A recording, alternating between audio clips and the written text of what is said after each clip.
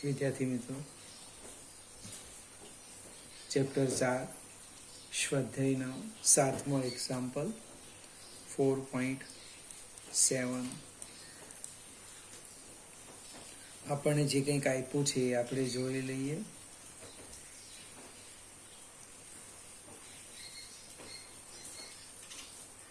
.7 4 centimetre અંતરે રહેલા બે લાંબા સીધા અને સમાંતર તાર એ અને બી માંથી અનુક્રમે 8 એમ્પિયર અને 5 એમ્પિયર વિદ્યુત પ્રવાહ એક દિશામાં વહે છે. તાર એના 10 સેન્ટીમીટર લંબાઈના વિભાગ પર લાગતું બળ શોધો. ફિગર જોઈએ. આ બે તાર લઈ લઈએ. તાર એ અને તાર બી, બંનેમાં એક જ દિશામાં પ્રવાહ વહે છે. આઈ એ આપણે લઈ લઈએ 8 એમ્પિયર અને આઈ બી 5 એમ્પિયર. હવે તાર એની 10 સેન્ટીમીટર લંબાઈ પર લાગતું બળ શોધવાનું છે.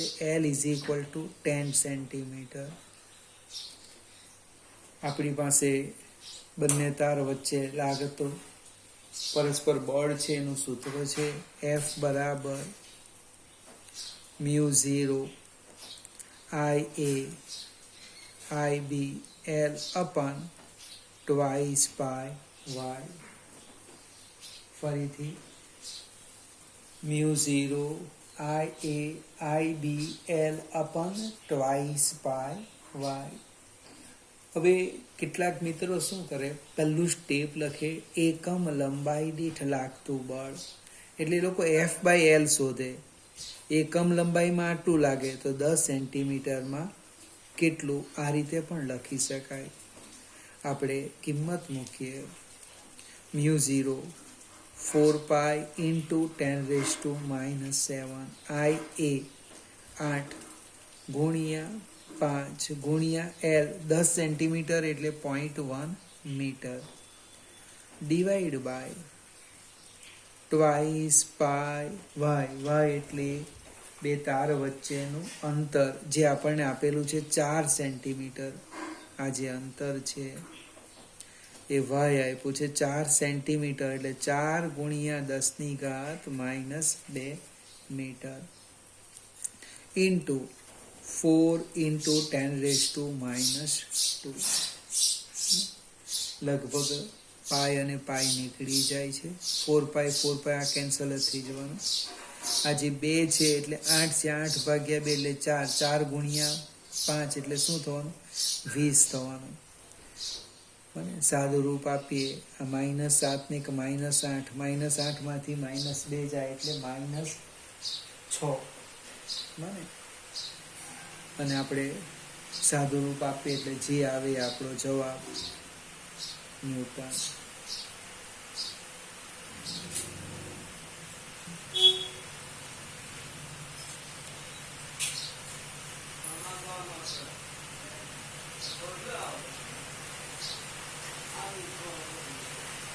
હવે છઠ્ઠો દાખલો એક રહી ગયો છે, એ પણ સાથે જોઈ લે. 7મા પછી છઠ્ઠો ગણતા છે આપણે. કાલે 5 ગણાવ્યા હતા. છઠ્ઠા એક્ઝામ્પલમાં તે કામ છે 3 સેન્ટીમીટર લંબાઈના તારમાંથી 10 એમ્પિયર વિદ્યુત પ્રવાહ પસાર થાય છે, જેને એક સોલેનોઇડમાં તેની અક્ષને લંબ રૂપે મૂકેલો છે. સોલેનોઇડની અંદર ચુંબકીય ક્ષેત્ર આટલું છે, તો તાર પર કેટલું ચુંબકીય બળ લાગશે. ફિગર જોઈએ. ફિગર આ સોલેનોઇડ લઈ લઈએ. આ એની અક્ષ છે. અક્ષ ચુંબકીય ક્ષેત્ર પણ આ જ દિશામાં આવવાનું. જે તમે સળિયો મૂકેલો છે તાર એ આ રીતના છે. આમ તમને જે આપ્યું છે અહીંયા લખી દઈએ. તો એક લંબાઈ આપી છે, તારની લંબાઈ છે 3 સેન્ટીમીટર, એટલે 3 ગુણ્યા 10⁻² મીટર. એમાંથી પસાર થતો પ્રવાહ આપ્યો છે I 10 એમ્પિયર. બી આપ્યું છે 0.27 ટેસ્લા. તો કેટલું બળ લાગશે? અને બીજું એક ક્ષેત્ર આપેલું છે આઈએલ અને બી વચ્ચેનો ખૂણો થીટા π/2 રેડિયન, અને બળ એફ શોધવાનું છે. એફ કેવી રીતે લખવાના? તો કે એફ બરાબર ILB સાઇન થીટા. આપણે બધી જ કિંમતો આપી છે. I 10, L 3 × 10⁻², 0.27 sign π/2. સાઇન π/2 1 થશે. સાદું રૂપ આપો એટલે આપણો જવાબ આવી જશે લગભગ 8.1 × 10⁻² ન્યૂટન. આગળ જઈએ. પ્રશ્ન એ હતો બળની દિશા. તો ડાબા હાથનો ફ્લેમિંગનો નિયમ લેવાનો છે. એ હું તમને આપણે શીખવાનો બાકી છે. આવતીકાલે હું બીજા વિડીયોમાં શીખવીશ. 8મો એક્ઝામ્પલ. આપણે 7મો એક્ઝામ્પલ પછી 8મો એક્ઝામ્પલ આપણો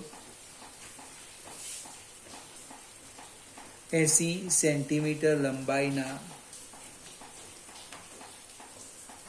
એક સોલેનોઇડ પર પાસે દરેક 400 આંટાવાળા 5 આવરણ વીંટાળ્યા છે. સોલેનોઇડનો વ્યાસ આટલો છે.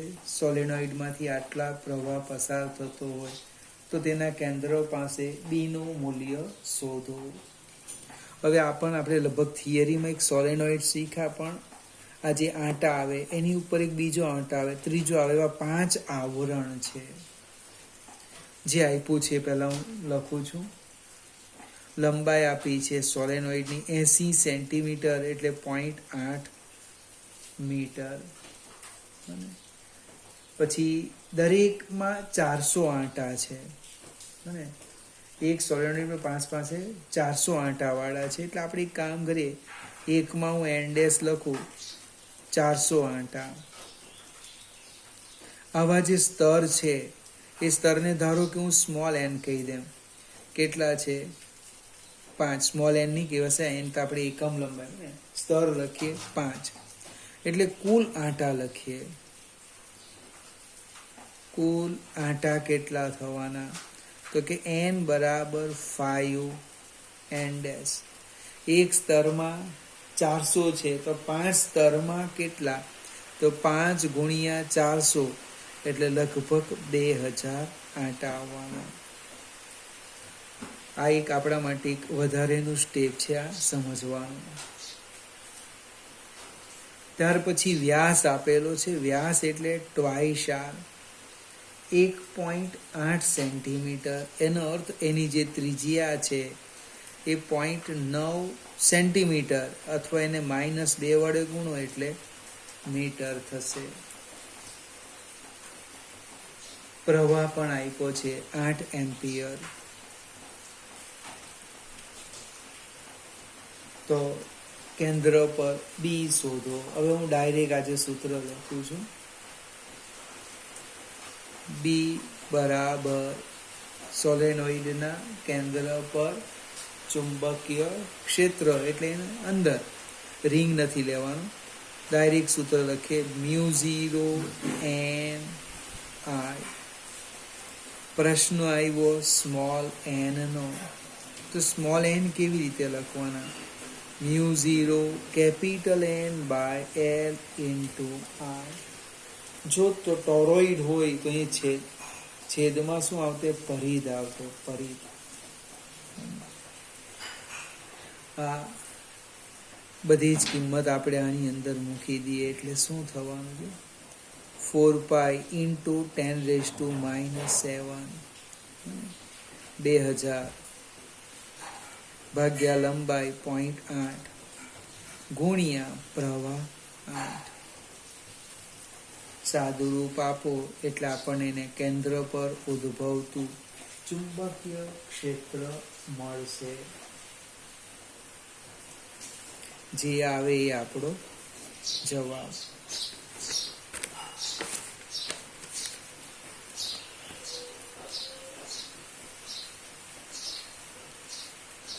આઠમા પછી આપણે લગભગ 9મો દાખલો જોઈએ. 10 સેન્ટીમીટર બાજુઓ વાળા એક ચોરસ ગૂંચળાને 20 આંટા છે. એટલે ચોરસ ગૂંચળીની લંબાઈ આપી છે 10 સેન્ટીમીટર. 10 સેન્ટીમીટર એટલે કે 0.1 મીટર. ત્યાર પછી એક સ્ટેપ આગળ વધીએ. એમાં આંટાની સંખ્યા આપી છે 20. તેમાંથી 12 એમ્પિયર પ્રવાહ પસાર થાય છે. આ ગૂંચળું શિરોલંબ લટકાવેલ છે. ગૂંચળાના સમતલનો લંબ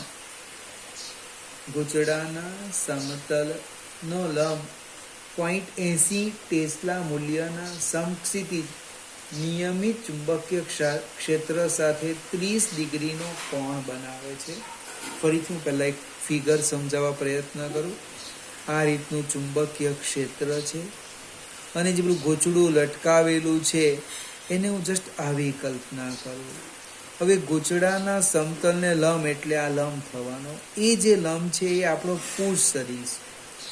એ આની સાથે 30 ડિગ્રીનો કોણ બનાવે.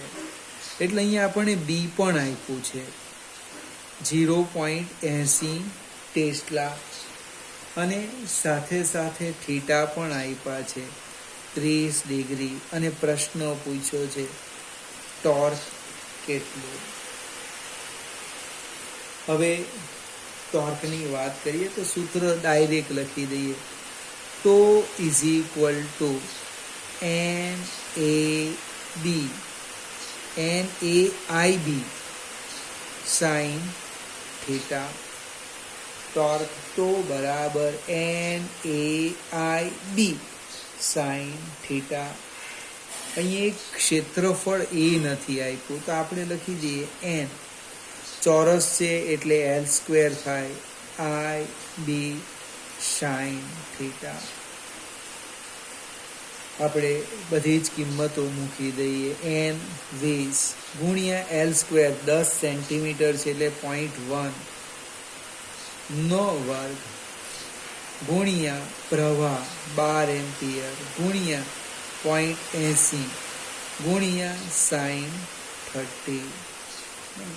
સાઇન 30 એટલે 1/2 થશે. મને આનું આપણે સાદું રૂપ આપીએ તો લગભગ જવાબ આવે છે 0.96 જૂલ.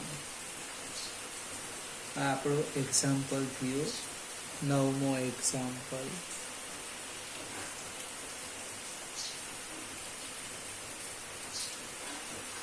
દસમા એક્ઝામ્પલની વાત કરીએ. 2 ચલિત ગૂંચળાવાળા મીટરો આપેલા છે અને એની વિગત છે. એની વિગત આપણે લખીએ.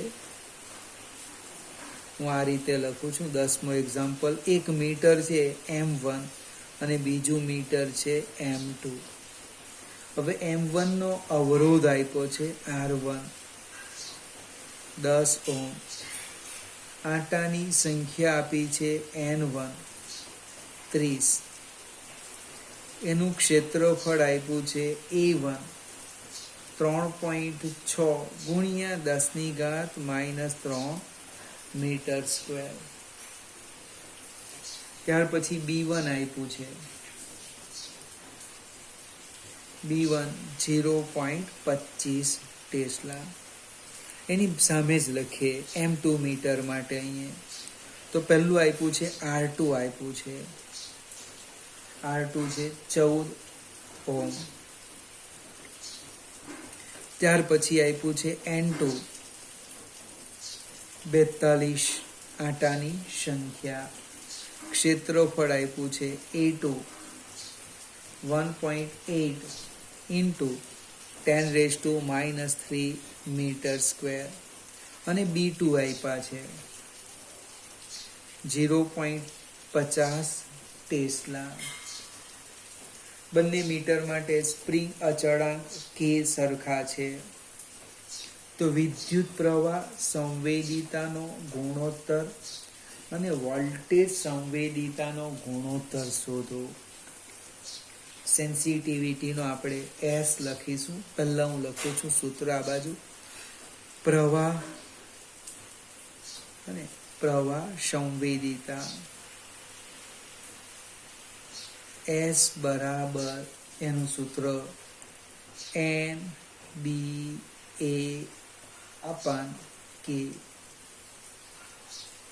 કોઈકને વિચાર આવે કે મને આ સૂત્ર ખબર નથી, તો રફ કામ કરી લઈએ આપણે. અહીંયા લખું છું જો નીચે τ = NAIB અને બીજો K5, એટલે કે phi/I આવી ગયું NAB/K, પ્રવાહ સંવેદિતા. હવે અહીંયા K એ તો અચળ છે બને, એટલે K કોન્સ્ટન્ટ આપ્યો છે, અંદર અચળ છે. એનો અર્થ S ચલે છે NBA, એટલે ગુણોત્તર માંગ્યો. ક્રમ લઈ લઈએ S1/S2 N1 B1 A1 / N2 B2 A2. કિંમત મૂકો એટલે જવાબ આવી જશે. વોલ્ટેજ સંવેદિતા કદાચ કોઈક મિત્રો ભૂલી પણ જાય. વોલ્ટેજ સંવેદિતા, તો એ વોલ્ટેજ સંવેદિતા આપણે SV લખીએ. V ફોર વોલ્ટેજ, અહીંયા જો તો I લખીએ, I ફોર એમ પ્રવાહ કરંટ C લખી દઈએ, C કરંટનો C. તો અહીં વોલ્ટેજ સંવેદિતા NBA/RK થાય. બંને બાજુ આપણે R વડે છેદમાં ભાગેલા, એટલે IR = V લખાતો હતો. વોલ્ટેજ સંવેદિતા ફરીથી આપણે અહીંયા લખી દઈએ. K તો અચળ છે, એટલે કે SV ચલે છે NBA/R. કિંમત મૂકો S1/S2 N1 B1 A1 R1 N2 B2 A2 / R2. અંશનો છેદ છેદમાં આવે અને છેદનો છેદ અંશમાં જાય, એટલે N1 B1 A1 R2 / N2 B2 A2 R1. કિંમત મૂકો એટલે એનો જવાબ આવી જશે. ફરીથી આપણે એમીટર, વોલ્ટમીટર, ગેલ્વેનોમીટર શીખેલા. એમાં એક આ શબ્દ હતો સંવેદિતા, તેના ઉપર આધારિત એક્ઝામ્પલ છે. બાકીના એક્ઝામ્પલ આવતીકાલે ગણીશું.